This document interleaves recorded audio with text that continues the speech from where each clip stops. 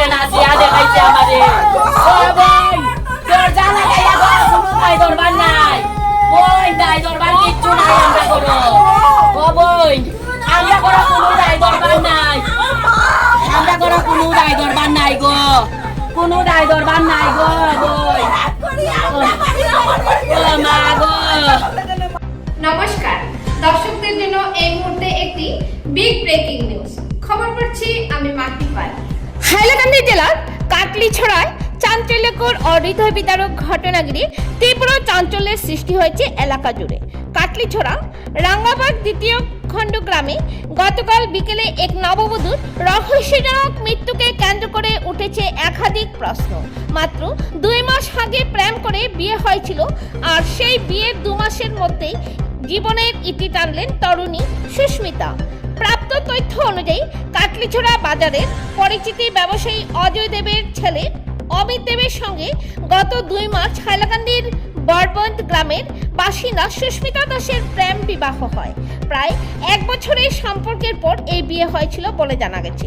অমিতের মার ভাষ্য অনুযায়ী ঘটনার দিন বিকেলে বাড়িতে কেউ না থাকার সুযোগে এই মর্মান্তিক ঘটনা ঘটে। অমিত দেব দুপুরের খাবার খেয়ে দোকানে চলে যান। তার মা ছিলেন ওনার কর্মস্থলে, তার বাবা ছিলেন দোকানে এবং ছোট বোন টিউশনে ছিল। বিকেলে প্রায় 5টার সময় অমিতের মা বাড়িতে ফিরে এসে ঘরের দরজা বন্ধ দেখতে পান। বারবার ডাকাডাকি করেও কোনো সাড়া না পেয়ে তিনি অমিতকে খবর দেন। অমিত বাড়িতে এসে দরজা ভেঙে ঘরে ঢুকতে দেখা যায় সুস্মিতা ঘরের ভেতর ঝুলন্ত অবস্থায় রয়েছে। তড়িঘড়ি করে দড়ি কেটে নিচে নামানো হলেও ততক্ষণে অনেক দেরি হয়ে গেছে। মা ও ছেলে কান্নায় ভেঙে পড়েন। চিৎকার শুনে আশেপাশের লোকজন ছুটে আসেন। পরে ঘটনাস্থলে পৌঁছায় কাটলিছড়া পুলিশ এবং ম্যাজিস্ট্রেট। শুরু হয় তদন্ত। এই ঘটনার নতুন মোড় এনে দিয়েছে মৃত্যুর পরিবারের অভিযোগ। সুস্মিতার মা দাবি করেন বিয়ের সময় কোনো যৌতুক দাবি করা না হলেও বিয়ের পর থেকেই তার মেয়ের উপর মানসিক অত্যাচার শুরু হয়। বিভিন্ন সময়ে যৌতুকের জন্য চাপ সৃষ্টি করা হতো বলেও অভিযোগ ওঠে। এমনকি গলার সোনার চেন নিয়ে চাপ দেওয়ার কথাও উঠে এসেছে। রাত প্রায় 11টার সময় দেহটি ময়নাতদন্তের জন্য হাইলাকান্দি সিভিল হাসপাতালে পাঠানো হয়েছে। এখন প্রশ্ন উঠছে, এটি কি সত্যি আত্মহত্যা নাকি পরিকল্পিত হত্যা, যাকে আত্মহত্যার রূপ দেওয়া হয়েছে? মেয়ের বাড়ির তরফ থেকে কাটলিছড়া থানায় একটি এফআইআর ও করা হয়েছে বলে জানা গেছে। বর্তমানে অমিত দেব এবং তার মা বাবা পুলিশের নজরদারিতে রয়েছে। পুরো ঘটনার তদন্ত চলছে জোর কদমে। এই ঘটনায় শোকস্তব্ধ গোটা এলাকা। আর উত্তর করছে, একটি নবদম্পতির জীবনে এমন করুণ পরিণতি কেন? হাইলাকান্দির প্রতিনিধি সিপ্রিয়ান ডায়েসের রিপোর্ট। পরবর্তী খবর পেতে হাইলাকান্দি দর্পণ টিভি নিউজ চ্যানেলটিকে একটি লাইক ও ফলো করে পাশে থাকুন। ধন্যবাদ। আপনি যে মারা গেছে তো মানি কিতা নাম? সুজাতা দাস। আচ্ছা, আপনার মানে কিতা মনে হয় যে এই জিনিসটা কিতা হইতে পারে? এই জিনিসটা কিছু না স্যার, আমার বিয়ান আর আমার হেও জামাই বেটাইও। আমি কিন্তু বিয়ার আগেও হে আমার বহুত কিছু করছে স্যার, আমি সহ্য করছি। কই খালি মেটাই যে সুখে খায়। আমি গরিব গরুর মানুষ, আমার হিন্দু মুসলিম সবে সাহায্য করি, বুঝছো নি? বিয়া যেরকম হে চাইছে তো ওরকমও বিয়া দিছে। কইছে তারা কিচ্ছু দাবি দেওয়া নাই, 5 জন লইয়া দিবা।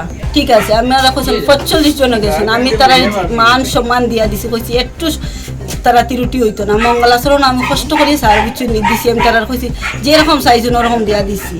আমি পাগলের মতো মেয়ে হইয়া মেয়ের বাজার টাজার আমার মেয়ের লইয়া আমি নিজে করছি। কোনো একটা জিনিসও তাই তিরুটির আসে না। এমন কথা, আমার মেয়ের যে সাজানির পয়সা পর্যন্ত দিতে পারছি না। আমি আমার নফুল বেশি ওম শঙ্করের ওখানে গিয়ে আমিও করছি। এরপরে প্রচুর টাকা, আজকে আমার অ্যাকাউন্টে মনে করেন 500 টাকা আছে, সেই রকম তুলিয়া বেজান নিছি। আমার মেয়ে নাই, কিন্তু থাকলে বিশ্বাস করেন কইল না। আজকে 500, কালকে 200, অমিতে নেই। সব সময় আমরা অ্যাকাউন্টে বিয়ার আগের থেকেও তাইরা আজকে 200 টাকা দে, 500 টাকা দে, 10,000 টাকা ওম শঙ্করের এখানে আমি খাইতো। আমি জিনিস বানাইতাম দিছি, জিনিসের পয়সা জিনিস বানাইয়া লই আইছি, কিন্তু দিছি না। বিশ্বাস। আপনার মেয়ে কিতা কিতা আপনার কাছে অভিযোগ করতো? সব সময় কইতো যে মা আমি দিছো, ঠিক আছে সত্য কথা। আমি আমার খালি তাই বিয়ার আগেও কথাটা কইছি যে মা গো আমি আমার ওই জায়গায়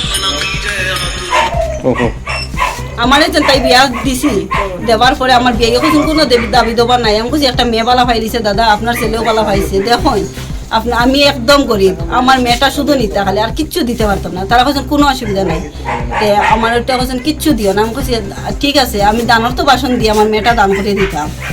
তখন হেউটা কইছে তার ঘর থেকে যদি কিছু দেন আমি ফালাই আইব। তার বাবা এ পর্যন্ত ওরকম কইছেন। হেউটা কইছে না লই আইও, ঠিক আছে সুন্দর কথা বিয়া করে আনছো। আনার এক সপ্তাহ গেছে না বুঝছেন, আজকে তারার ওটা কালকে তারার ওটা পায় না, তারার ওটা হইছে না ওটা। আজকে যদি মার তোমার মামার বাড়ির জিনিসের উপরে তোমার লোভ আছে, মানে এরকম জিনিসের লাগিয়া তারা বেজান ইয়ে করে তারারে। আমার ছেলে সোয়ার তারার ঘরে উঠে কইছে তোর মতো বেটি আমার লাগে না। তারপরে কিতা বুঝিয়ে তারা মা বাবা আইসো না, ইয়া তারা বুঝিয়েছেন বুঝিয়ে তারা সেদিনের পরের দিন তাই আমার কইছে কিচ্ছু না মা, তোমরা জিনিসপত্র দিতে পারছো না। তারা জিনিসের লাগিয়া জিনিসের লাগে, তার সোনার চেইন লাগে, ব্রেসলেট লাগে। তারপরে আমার বাবার বাড়িতে সবে তারে মানে তাইরে তারে মান সম্মানে সব কিছু দিয়া দিতে এই জিনিস চাইন যখন তো আগে ওরকম বিয়া করতে না হয়েছে। আমার বাবা আইসুন না বিয়াত, বাবার মত নাই, কেনে মত নাই, ছেলেটা সারা দিন রাত 24 ঘন্টা মদ খায়। আমার ভাই এনতে বিয়ার কতদিন হয়েছে? মার্চের 2 তারিখ বিয়া হয়েছে। আর আমার মেয়ে 1 বছর থেকে খালি গড় নিয়েছিও।